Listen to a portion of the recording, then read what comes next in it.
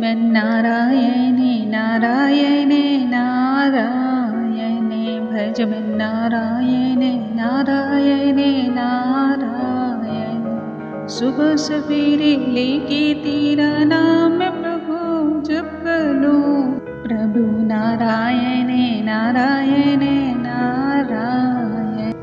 ओम नमो भगवते वासुदेवाय। नमस्कार दोस्तों, आज के इस वीडियो में हम पुरुषोत्तम मास महात्म्य के 14वें अध्याय के बारे में विस्तृत तौर पे वर्णन करेंगे। जो भी व्यक्ति अधिक मास के दौरान, पुरुषोत्तम मास के दौरान इस महात्म्य कथा का वर्णन करता है, पढ़ता है अथवा सुनता है, भगवान श्री नारायण के साथ ही माँ लक्ष्मी की भी असीम कृपा उसके ऊपर बरसती है। सबसे पहले हम भगवान श्री गणेश का ध्यान करेंगे और उसके बाद हम कथा का आरंभ करेंगे। ओम गण गणपते नमः। ओम नमो भगवते वासुदेवाय। श्री नारायण जी बोले, इसके बाद चिंता से आतुर राजा दृढ़धनवा के घर वाल्मीकि मुनि आए, जिन्होंने परम अद्भुत तथा सुंदर रामचंद्र जी का चरित्र वर्णन किया। राजा दृढ़धनवा ने दूर से ही वाल्मीकि मुनि को आते हुए देखा और घबराहट के साथ देखकर जल्दी से उठकर भक्ति युक्त होकर उनके चरणों में दंडवत प्रणाम किया। भली भांति पूजा कर उत्तम आसन पर ऋषि को बैठाकर उनके चरणों को गोद में लेकर दोनों हाथों से धोया और उस चरणोदक को बड़े हर्ष के साथ सिर से धारण कर सुख पक्षी की बात स्मरण करता हुआ राजा दृढ़धनवा ने मधुर वचन से यूं कहा। दृढ़धनवा बोला, हे भगवान, इस समय मैं कृत्य हूँ, भाग्यवान हूँ, मेरा जन्म सफल हुआ। हे प्रभु, आज मेरा मनोरथ पूर्ण हुआ। आज आपके प्रत्यक्ष दर्शन से शास्त्रादिकों के यथार्थ अर्थ का ज्ञान सफल हुआ है। हे जगत के पावन करने वाले, आज मैं अपने भाग्य का क्या वर्णन करूं। तब श्री नारायण बोले, इस तरह वाल्मीकि मुनि को कहकर वह राजा मौन हो गए। राजा वाल्मीकि मुनि उस राजा को विनय युक्त देखकर बड़े प्रसन्न हुए और जनता को आनंदित करते हुए बोले। मुनि बोले, हे नृपश्रेष्ठ, ठीक है, तुम में उक्त प्रकार की सब बातों का होना संभव है। हे राजन, तुम चिंता से आतुर क्यों हो? सो सब मन की बात कह डालो। ऐसा मालूम पड़ता है कि तुम्हारी कुछ कहने की इच्छा है, इसलिए हे महामते उस बात को कहो। तब राजा दृढ़धनवा बोला, आपके चरण कमल की कृपा से हमेशा सुख है, परंतु हे विद्वान, हमारे हृदय में एक बड़ा संदेह है। वन में होने वाले सुख पक्षी के मुख से निकले हुए बाण के समान उस वचन को दूर करें। किसी समय मैं शिकार खेलने के लिए गहन वन में निकल गया था। वहाँ भ्रमण करता हुआ एक तालाब देखा, उसका जल पिया।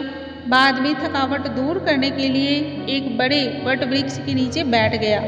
अत्यंत घनी तथा सुंदर छाया वाले और मन एवं नेत्र को आनंद देने वाले उस वृक्ष पर बैठे हुए एक सुंदर सुख पक्षी को देखा।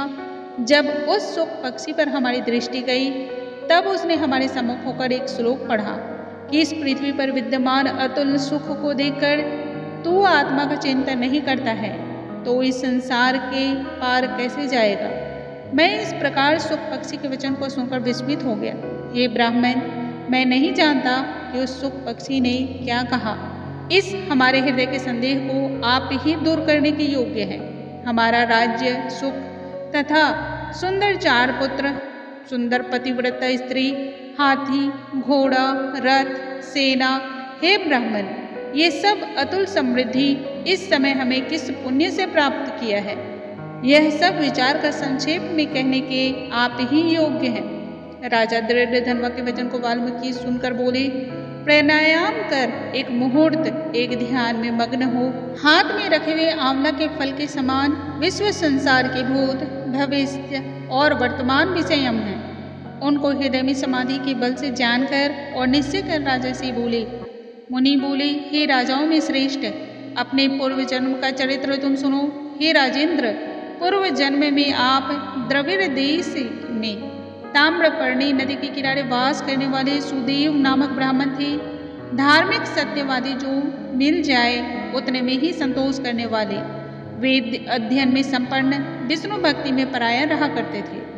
आपने अग्निहोत्र आदि यज्ञों के द्वारा भगवान हरि को प्रसन्न किया। इस प्रकार रहते हुए तुम्हारी गुणवती स्त्री थी। वह गौतम ऋषि की सुंदर कन्या गौतमी नाम से प्रसिद्ध शंकर की सेवाओं में तत्पर पार्वती के समान तुम्हारे प्रेम से सेवा करती थी। गृहस्थ आश्रम धर्म में धर्मपूर्वक वास करते हुए बहुत समय बीत गया, परंतु तुम्हें कोई भी संतान की प्राप्ति नहीं हुई। एक दिन अपनी स्त्री के सेवित आसन पर बैठा हुआ दुखित ब्राह्मण गदगद स्वर से बोला, अई सुंदरी, संसार में पुत्र से बढ़कर दूसरा सुख नहीं है और तप दान से उत्पन्न पुण्य दूसरे लोक में सुख देने वाला होता है। शुद्ध वंश में होने वाली संतान इस लोक में तथा परलोक में कल्याण करने वाली होती है। उस श्रेष्ठ पुत्र के ना मिलने से मेरा जीवन निष्फल है। ना तो मैंने पुत्र को प्यार किया और ना वेद पढ़ने के लिए सोने से जागा, ना तो उसका विवाह किया, इसलिए मेरा जन्म व्यर्थ में चला गया। अभी मेरी मृत्यु हो, मेरे को आयुष्य प्रिय नहीं है। इस प्रकार अपने प्रिय पति का वचन सुनकर स्त्री गौतमी खिन्न मन से हुई। बाद में धैर्य धारण करते हुए प्रिय वचन बोलने में चतुर, प्रिय पति के प्रेम में मग्न वह स्त्री अपने पति को समझाने के लिए सुंदर वचन से बोली। गौतमी बोली, हे प्राणेश्वर, अब इस तरह तुच्छ वचनों को ना कहिए। आपके समान भगवत भक्त विद्वान लोग मोह को प्राप्त नहीं होते हैं। हे विभो, आप सत्य धर्म में तत्पर रहने वाले हो। आपने स्वर्ग को जीत लिया है। हे सुव्रत अर्थात हे सुंदर व्रत करने वाले, आप जैसे ज्ञानी को पुत्रों से सुख की प्राप्ति कैसी, अर्थात ज्ञानी पुरुष पुत्रों से होने वाले सुख की इच्छा नहीं रखते हैं।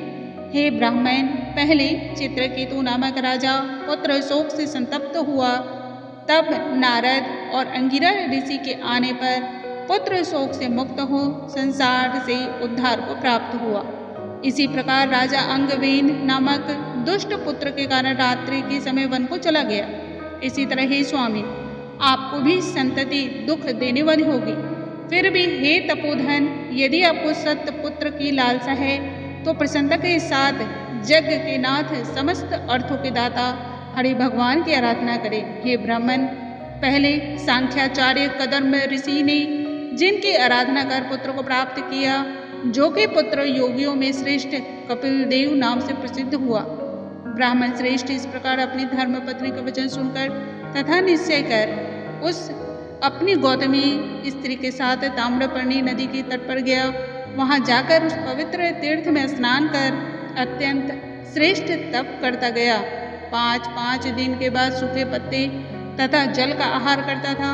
इस प्रकार तप करते हुए उस तपोनिधि सुदेव ब्राह्मण को 4000 वर्ष बीत गए।